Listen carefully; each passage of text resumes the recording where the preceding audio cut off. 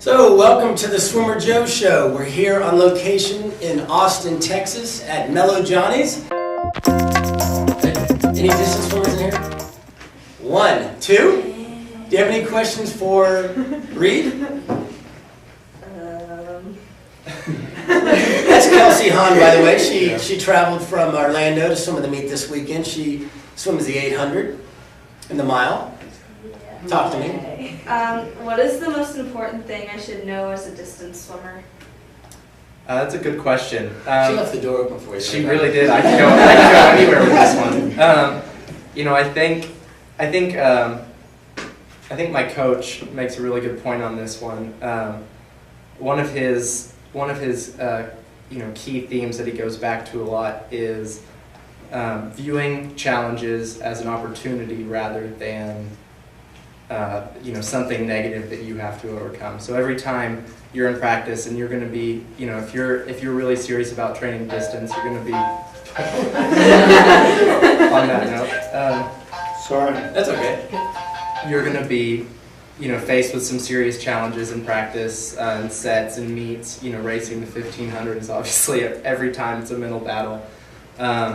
But if you can approach it with the mindset that it's something that's going to make you better and it's going to make you stronger and is going to allow you to improve rather than something that's a chore, something that you don't want to do, something you have to do, it's really something that can, really it's all about mindset, I think, as far as being a distance swimmer goes. Do you guys do a lot of, twice, two, 3 times a week, speed work with the distance group, like 100s on 3 minutes holding pace or 2 seconds faster than pace? Or we typically do our very last practice of the week, usually on Saturday afternoons, and it's every day or every week you can count on it being a quality practice. And that's across the training groups, distance, mid-distance, and so we'll do more speed work for the sprinters. It might be 50s or 100s fast, whereas the distance guys might be doing 200s for time or something, but it's still speed work, and so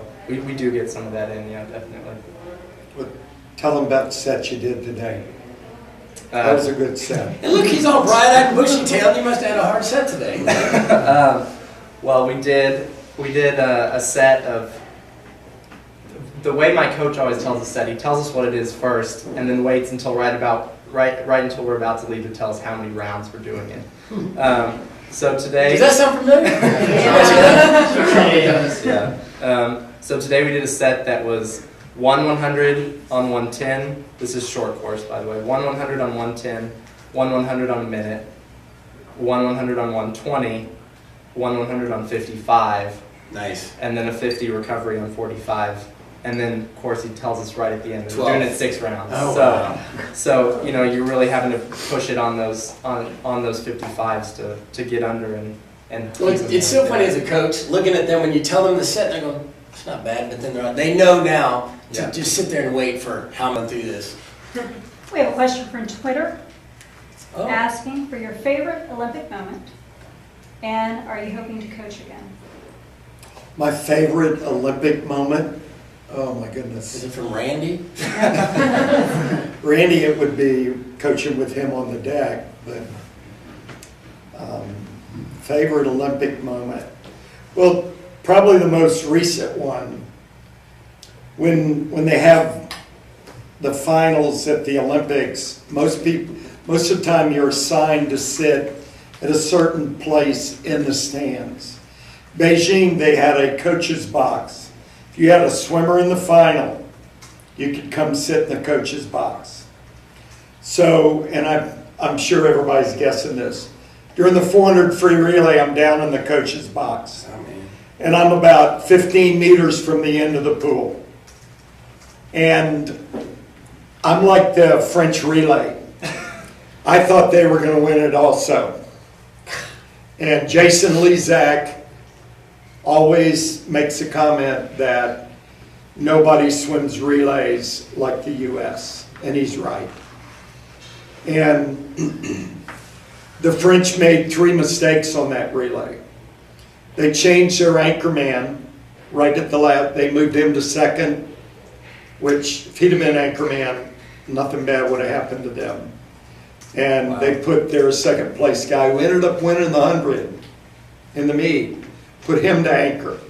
And he just went out too fast, and he was next to the lane line.